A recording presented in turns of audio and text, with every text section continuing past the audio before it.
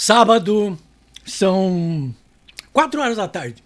Tempo bom em Porto Alegre. Sol, temperatura bem amena.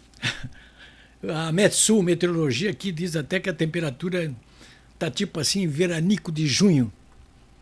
Veranico de junho aqui em Porto Alegre é coisa... Agora, essa hora, vocês até podem não acreditar, mas dá 26 graus.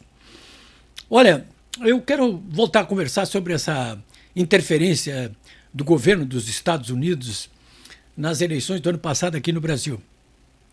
Estou me reportando aqui uma reportagem desta quarta-feira do jornal inglês Financial Times.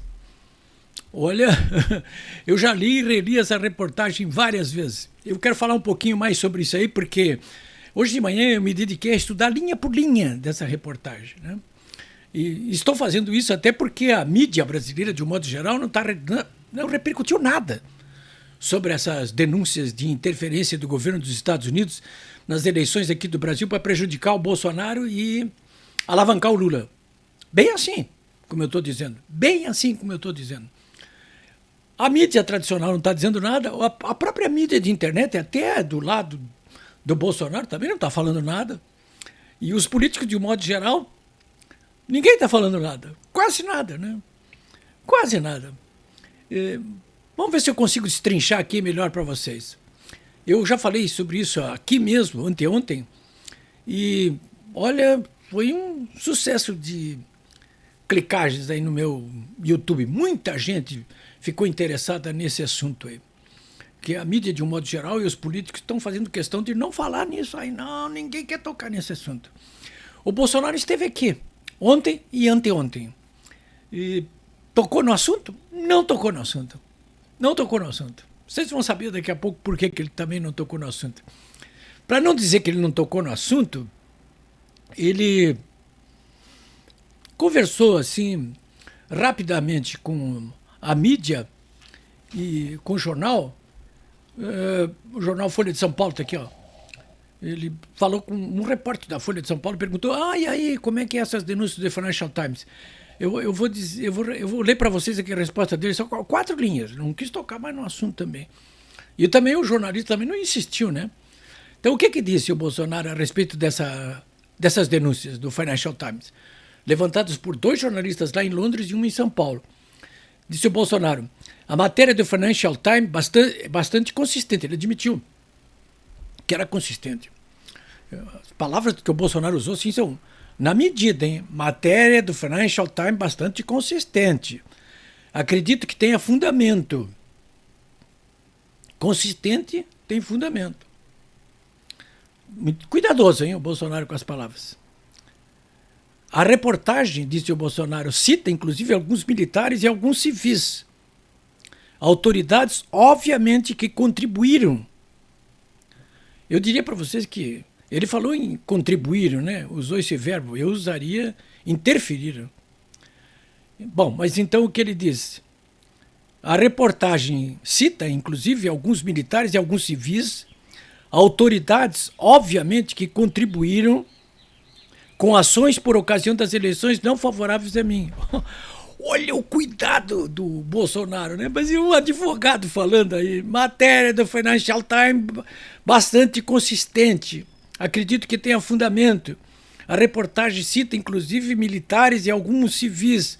Autoridades, obviamente, que contribuíram com ações por ocasião das eleições não favoráveis a mim. Pô, olha, uma interferência dos Estados Unidos no processo eleitoral que o prejudicaram.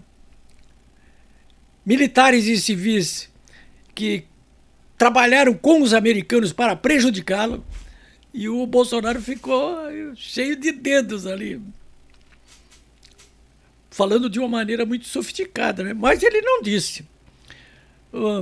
Tem gente que acha, e eu também acho, caramba, também acho, que Bolsonaro teria feito um acordo na véspera de entregar o cargo com os americanos para não resistir depois do pleito e conseguir abrigo como conseguiu nos Estados Unidos.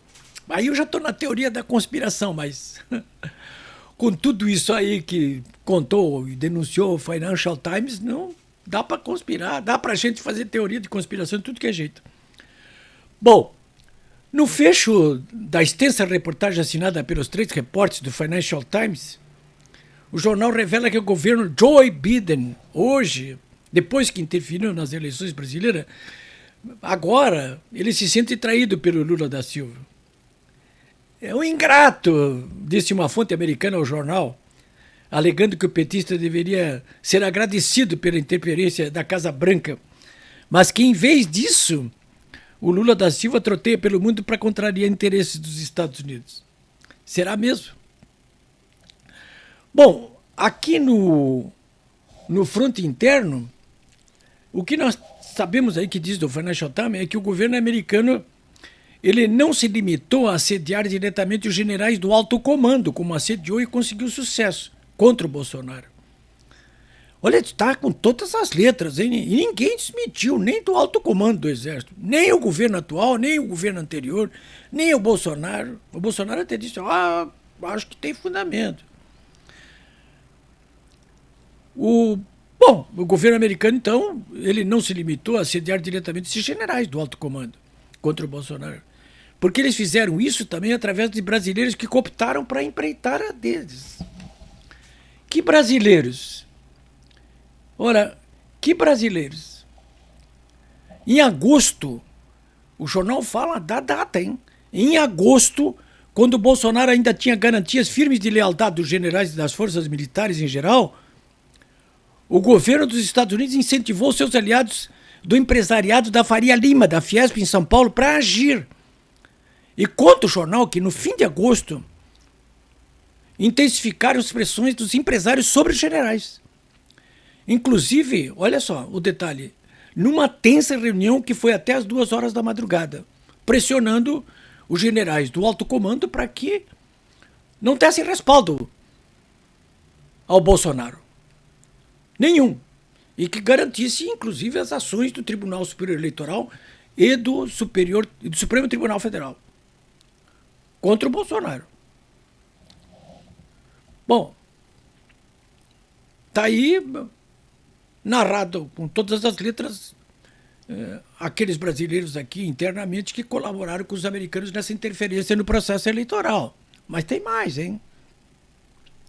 Logo depois de julho do ano passado, diz o jornal, o ministro Luiz Roberto Barroso do Supremo Tribunal Federal pediu uma nota do governo americano. Estava assim com o governo americano, com o pessoal do Departamento de Estado, disse, tirem uma nota aí.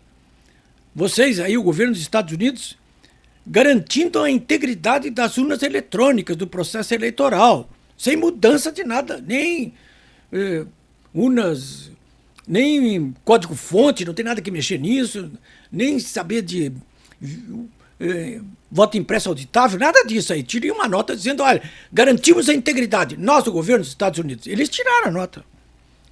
Agora, depois do 8 de janeiro, eles votaram a interferir, os americanos, né? No dia 9 de janeiro, quando deu aquele rolo todo lá em Brasília, o presidente Biden, que estava no México naquele dia, ele, junto com o primeiro-ministro do Canadá e o presidente do México, eles tiraram uma nota conjunta para respaldar o governo Lula da Silva no dia 9.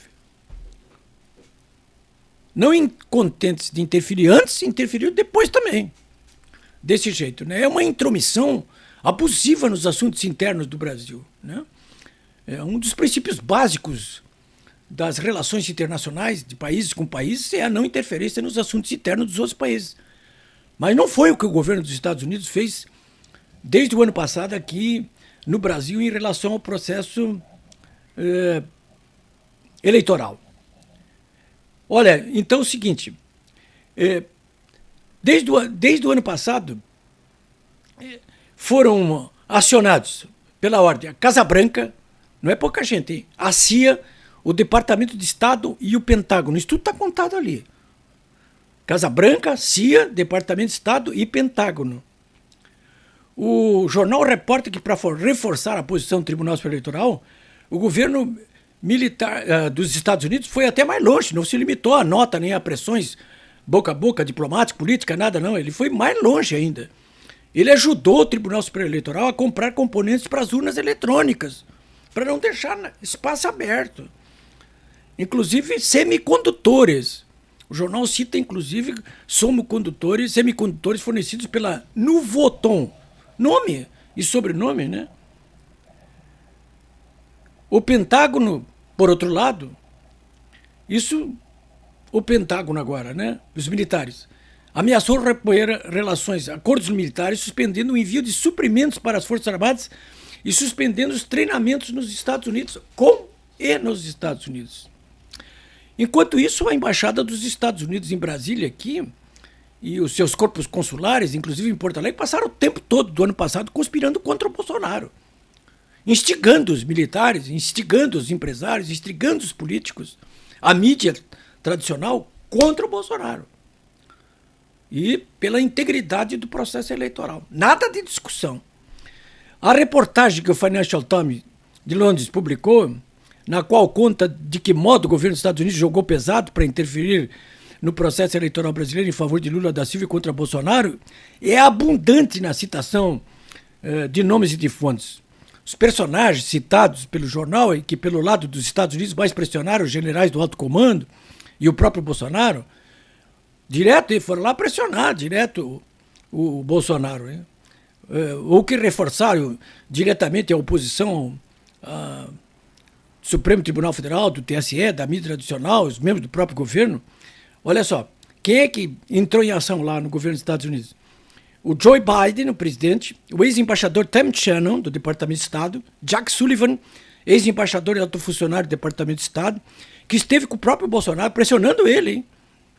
O Lloyd Austin, que é o secretário da Defesa dos Estados Unidos, William Barnes, que é chefe da CIA, que pressionou também direto o Bolsonaro. Foi lá direto no Bolsonaro. Do lado brasileiro, a reportagem cita esses nomes que eu vou passar para vocês aí, com quem os americanos conversaram para fazer a cabeça de Bolsonaro e dos militares e ajudá-los. Eles citam ali especificamente o Hamilton Mourão, o vice-presidente, na época, né?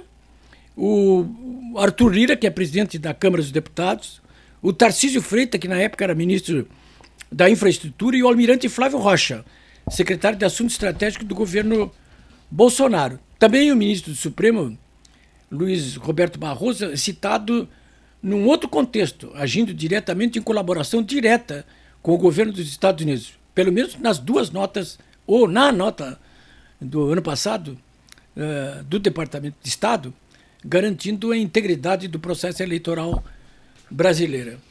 Olha, eu vou insistir de novo aqui com vocês para a gravidade de todas essas denúncias aí.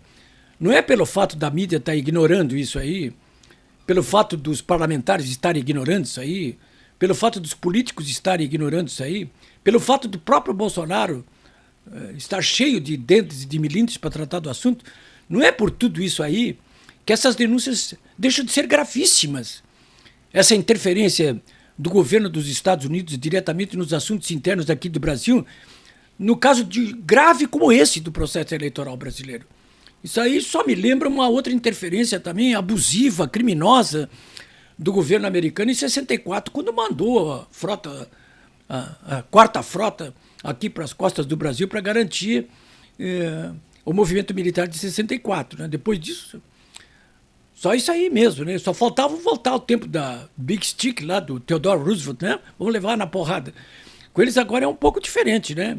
Eles usam a pressão política, diplomática, militar, econômica para submeter países como o Brasil, cujas relações com os Estados Unidos sempre foram muito amigáveis, né? Mas nem por isso é possível admitir esse tipo de interferência que eu considero absolutamente criminosa, né? E acho que isso tem que ser passado a limpo, né? Tem muito mais coisa a dizer sobre isso aí, muito mais coisa.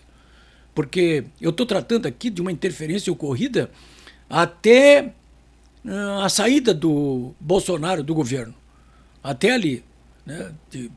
Mas não estou tratando aqui de outras interferências ocorridas antes, depois e ainda agora. É isso aí, senhores.